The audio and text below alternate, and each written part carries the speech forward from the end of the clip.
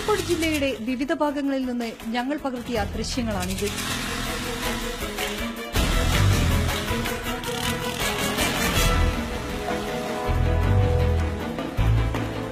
നിരത്തിലിങ്ങനെ ചീറിപ്പായുന്നവരിൽ ഭൂരിഭാഗവും 17 വയസ്സിൽ താഴെ പ്രായമുള്ളവർ. ലൈസൻസ് ഇല്ല, ഹെൽമറ്റ് ഉണ്ടെങ്കിലും ധരിക്കില്ല. ബൈക്കിൽ 3 പേർ നിർബന്ധം.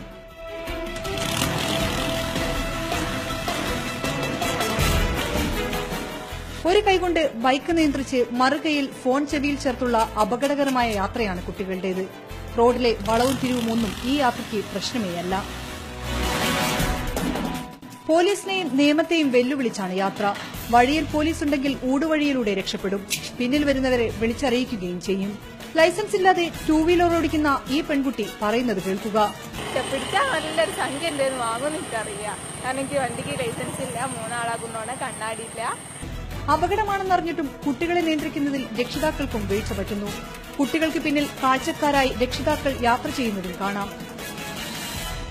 തെറ്റുകാർ കുട്ടികൾ മാത്രമല്ല, നിയമമുണ്ട് കണ്ണടച്ച് നോക്കുകുത്തിയാകുന്നത്. ഒപ്പം ഇതിനെല്ലാം കണ്ണടച്ചനുവദിക്കുന്ന രക്ഷിതാക്കളും. ക്യാമറ പേഴ്സൺ റോബിൻ ബിയാറിനൊപ്പം ഷിത ജഗത്, മീഡിയ 1 കോഴിക്കോട്.